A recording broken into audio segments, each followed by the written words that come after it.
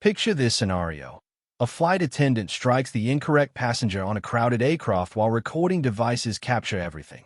Have you experienced those moments when everything appears destined for simplicity and ease? Today represented exactly that for Jordan Whittaker. This individual wasn't seeking the spotlight, despite fame typically gravitating toward him. When your parents' identity graces business publication covers, such circumstances become inevitable. Jordan avoided ostentation. Today brought no expensive attire, just a dark gray sweatshirt, black athletic pants, pristine shoes, earbud draped around his collar, and a leather bag across one shoulder. Dallas, Fort Worth International's Delta terminal buzzed with activity, yet premium boarding maintained separate procedures. Jordan navigated security effortlessly, radiating his characteristic relaxed demeanor. A 5-hour journey to Los Angeles awaited, followed by tomorrow's potentially transformative business meeting. These thoughts occupied his mind, not attention from others or their murmurs of recognition, simply his personal objectives. Premium passengers boarded first, and Jordan approached when summoned. Claire Benson, a mid-40s flight attendant in an immaculate uniform, examined him thoroughly. Her greeting seemed courteous yet distant. "Welcome aboard, sir," she stated with professional restraint. "Thank you," Jordan responded warmly, proceeding to locate seat 2A, a window position offering ample comfort. However, the overhead compartment appeared completely filled, leaving no room for his bag. Jordan returned to Claire, who continued welcoming other travelers. "Pardon me," he said gently, indicating the storage area above. "It appears full. Might you assist?" Claire avoided examining the compartment. "Gate check your item," she replied curtly. Jordan appeared puzzled. "It's merely my backpack. I've traveled first class frequently. Staff typically locate available space." "Correct." Her expression hardened. "Sir, gate checking or holding it remain your options." Her tone drew glances from nearby passengers. Jordan sensed the tension. This edge hadn't existed when she assisted the previous passenger with his rolling luggage without hesitation. Jordan chuckled softly, maintaining composure. "Listen, I'm not creating difficulties. Simply wondering about space elsewhere." Clay's attention shifted past him dismissively. She greeted the following passenger more warmly than before. Jordan exhaled slowly. "Fine, no issue." He positioned the backpack beneath his seat, sacrificing legroom, then settled down and gazed outside, deciding to overlook the situation. Something about their interaction felt wrong. Still, he activated his headphones and attempted relaxation. He remained unaware this minor moment would ignite everything at cruising altitude. The aircraft filled rapidly. Passengers arranged themselves, securing belts for what seemed a routine journey. Jordan maintained silence, browsing his device while music provided calm. Yet Clay's manner lingered in his thoughts. "Don't escalate this. It's insignificant," he told himself. However, as boarding continued, he observed Claire personally accommodating other passengers' luggage, smiling, joking. Several rows back, another traveler received identical treatment. When she looked his way, nothing. Jordan removed his headphones and pressed the assistance button. Claire appeared quickly, hands folded professionally. "Yes, sir," she said, making the title sound anything but respectful. "Look," Jordan began calmly, "I wanted to ask why my bag couldn't fit overhead when you're finding space for everyone else." Her smile remained fixed but cold. "Sir, we accommodate passengers as possible. Comparisons are unnecessary." Jordan tilted his head slightly. "Comparisons? I'm asking a straightforward question." Claire's voice stayed quiet, but still undelighted. "So, if you're dissatisfied, contact customer service post-landing." Jordan stayed, genuinely stared now. "Post-landing? We haven't departed yet." His calm tone made her posture stiffen. Nearby passengers detected the tension. The man in 3C shifted uncomfortably behind his magazine. The woman beside Jordan suddenly found the window fascinating. Jordan maintained evenness. "I purchased first class like everyone here. I'm requesting identical courtesy you've shown them." He gestured toward the couple across the aisle. Claire's eyes flicked over, then returned sharply. "Sir, lower your voice."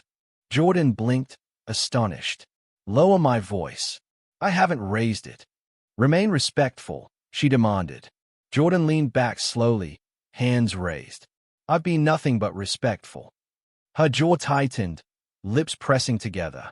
Sir, I won't repeat this. At that moment, Jordan understood. This transcended overhead space. This was personal. Her voice's sharpness reached other passengers, sparking whispers. The seatbelt signal chimed. Doors sealed.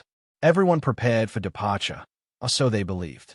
Jordan watched ground crews with their illuminated batons, telling himself, let it go. Don't give us satisfaction.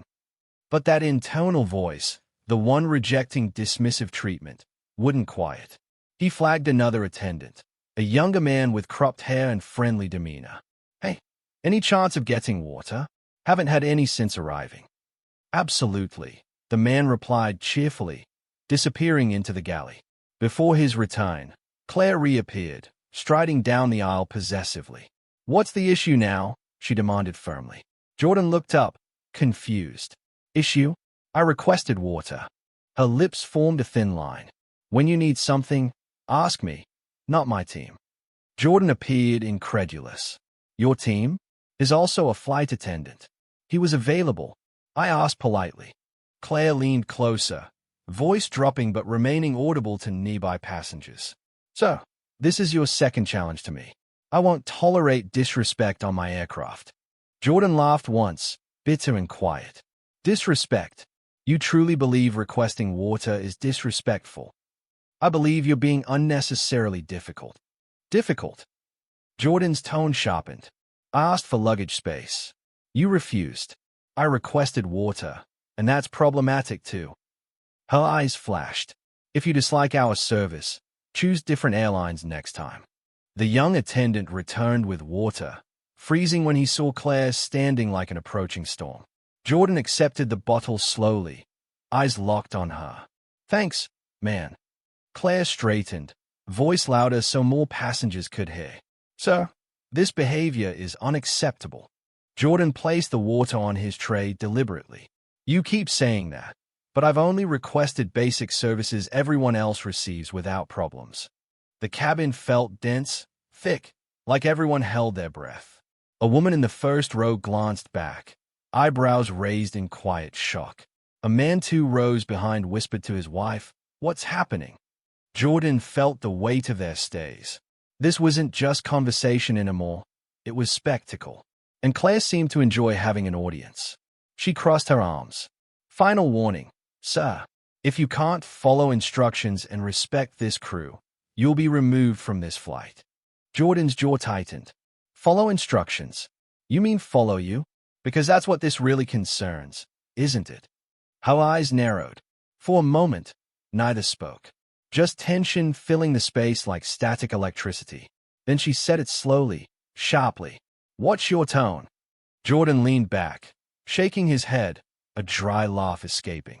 He wasn't laughing from humor. He was laughing because this was insane. As the plane began moving from the gate, cabin lights dimmed for takeoff. Everything appeared normal outside, but in row 2, the atmosphere was electric, charged like a storm perched on the wing. Claire passed slowly, checking seatbelts, her heels clicking like small gunshots. At his row, she stopped. So, she said, voice smooth but sharp. Final time I'm asking, will we have a problem? Jordan didn't look initially. He breathed, then turned calmly. No problem here. Are you certain you don't have one? Her eyebrows shot up. That was the moment. You could almost hear something snap. Without hesitation, Claire's hand rose quickly, and, slap. The sound cracked through the cabin like a dropped book. Every head jerked around. Gasps filled the air. One woman actually dropped her phone. A man in the third row muttered, "Unbelievable." Jordan froze. He didn't even touch his face. He sat there blinking, processing what had occurred. This wasn't real. This couldn't be real. The sting spread across his cheek, hot and humiliating. But that wasn't what hurt most. It was the disbelief, the fact it happened at all. Passengers whispered frantically, urgent murmurs breaking silence like glass shards. Did she just, oh my God, she struck him. Someone in back was already fumbling with their phone, recording. Jordan turned slowly, eyes meeting Claire's. His voice was calm, too calm. You just laid hands on me. Her chest heaved slightly, but her expression remained stone cold. You disrespected this crew, and I. Jordan interrupted, voice rising enough for everyone to hear. You hit me on a plane in front of all these people. Claire's lips parted, but nothing emerged. The reality of her actions was sinking in, not just for her, but for everyone watching. Then, like a gunshot, the captain's voice burst through the intercom. Ladies and gentlemen, this is your captain speaking. We've been instructed to hold position on the tarmac. Please remain seated with your seatbelts fastened. The plane slowed, then stopped completely. No takeoff, no departure, just silence, heavy and thick, hanging over first class like a storm cloud. The engines hummed lower as the aircraft rolled to a halt. Outside, the runway stretched endlessly under Texas sun, but inside first class was a pressure cooker. Phones emerged, screens glowing as passengers hit record, angling cameras to capture Claire, Jordan, and every second of simmering tension. Jordan sat motionless, his right cheek still burning, but his eyes cold, focused. He didn't shout or curse. He didn't give her what she probably wanted, a reason to remove him from the plane. Instead, he reached into his pocket, retrieved his phone, and held it steadily. Claire noticed. Her chest rose and fell like she'd sprinted a mile, but her voice stayed clipped, clinging to control. So, I need you to turn that device off immediately. Jordan didn't even blink. You assaulted me. His voice was steady, but it carried. Passengers in row 4 exchanged glances like they couldn't believe this was happening. You laid hands on me, and now you want me to stop recording. I'm instructing you to follow airline policy. And I'm telling you, Jordan responded, calm but sharp enough to cut glass, that policy doesn't permit hitting passengers. The intercom crackled again. Ladies and gentlemen, this is your captain. For security reasons, this aircraft will remain stationary until further notice. Please stay seated. Law enforcement is en route. That last part hit like thunder. Law enforcement coming here. Phones tilted up immediately, passengers capturing every word, every second. The cabin door opened with a heavy metallic click. Boots stepped onto the jet bridge, firm, deliberate. Conversations died instantly. 2 officers appeared. Officer Ramirez, a tall Latino man with calm eyes and trim mustache, and a black woman in her mid-30s with hair pulled back neatly. Afternoon, folks. I'm Officer Ramirez with airport security. Everyone stay seated while we address this situation. The second officer scanned the room like she could read every secret. Phones down, please. This is an active investigation. Nobody complied. Some lowered devices slightly, but recording lights still glowed. Claire stepped forward quickly, voice eager, almost desperate. Officers, thank you for coming. We have a passenger causing disturbances.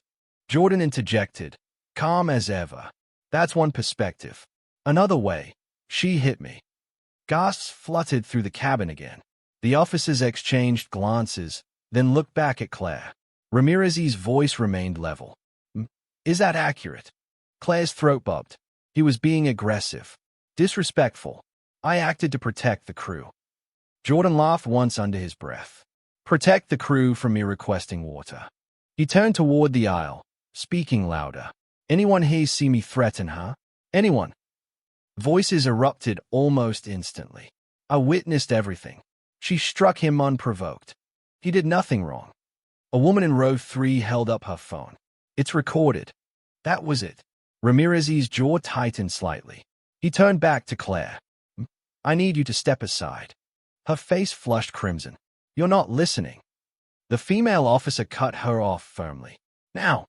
Claire hesitated briefly, then moved stiffly toward the galley, hands trembling so badly she had to grip the wall for stability. Ramirez crouched to Jordan's eye level, voice softening. Sir, are you injured? Jordan shook his head slowly. Physically, no, but what she did isn't something you just brush off. Ramirez nodded. Understood. We're taking statements from everyone.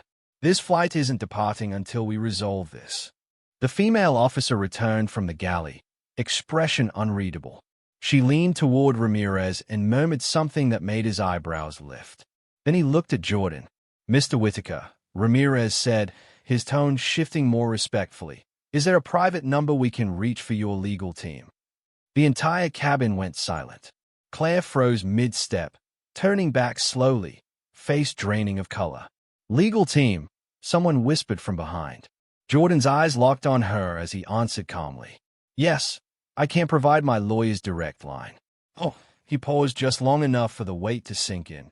"My father's office." Claire blinked. "Your father?" Jordan leaned forward slightly, gaze never leaving hers. "Richard Whitaker, CEO of Whitaker Global Holdings." The name hit like a punch to the gut. A man in 3C actually muttered, "No way." Claire's lips parted like she was trying to speak, but no sound emerged. They escorted Jordan off the plane first. Not in handcuffs, not like a suspect, but like someone important being guided through chaos. Cameras flashed as he stepped onto the jet bridge, passengers leaning into the aisle, filming, whispering his name now that they knew his identity. Claire followed behind, head down, face pale. The once confident flight attendant looked smaller now, like the weight of her actions pressed on her shoulders. Inside the terminal, they separated them into different rooms. Officers collected statements. Witnesses lined up to speak. Videos were handed over without hesitation, some passengers even offering to email copies, excited to be part of something significant. After reviewing evidence, Officer Ramirez returned. "Mr. Whitaker, thank you for your patience. We've reviewed enough to know this wasn't your fault." Jordan nodded. "I figured people had their cameras out before I could react. Do you want to press charges?" Jordan hesitated. The room was quiet enough to hear wall clock ticking. Then he said, "Not yet. I want to speak with her first." Minutes later, they brought Claire in. She wasn't the same woman who had boarded that plane with smiles and control. Her blazer was wrinkled, eyes red like she'd been crying. She didn't sit initially, just stood gripping the back of a chair. Jordan studied her, no anger in his eyes now, just something colder. Disappointment. Finally, she spoke, voice shaky. "I don't know what to say." "Start with why," Jordan said quietly. "Why did you think it was acceptable to treat me like that?" Her throat tightened.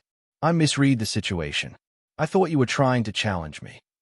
Jordan exhaled slowly, shaking his head. "Challenge you for requesting water? For wanting the same service everyone else received?" Tears welled in her eyes. "I was wrong. I know that. I shouldn't have lost my temper. There's no excuse." Jordan's voice stayed calm. "You didn't just lose your temper, Claire. You put your hands on me on a plane in front of witnesses. That's not just a bad day. That's a choice." She dropped her gaze to the floor, hands trembling against the chair. "I've been doing this job for 20 years, and I just threw it all away." Jordan leaned forward slightly, voice softer but still firm. "No, you didn't just throw away a job. You almost destroyed someone's peace, their dignity, because you assumed the worst about them without listening." Her eyes brimmed with regret. "I'm sorry," she whispered. Jordan stayed at her for a long moment, then stood slowly. "You don't owe me an apology, Claire. You owe yourself one, and maybe everyone else you've treated like they didn't belong." He walked out of that room calmly, head high, phone already buzzing with calls from lawyers, PR teams, and news outlets. By the next morning, the story was everywhere. Headlines, hashtags, videos with millions of views, people debating online about privilege, respect, and what happens when judgment overrides common sense. Claire lost a job. The airline issued a public statement. The internet scrutinized her name through every comment section for weeks. But the biggest punishment wasn't from strangers. It was a mirror she had to face daily. And Jordan never posted about it, never gave interviews. He didn't need to. The lesson spoke louder than any social media post. Respect isn't about uniforms or titles. It's about treating people properly before you know who they are. What would you have done if this happened before you? Would you have spoken up? The story raises questions about assumption, respect, and the consequences of our actions when we're being watched by the world.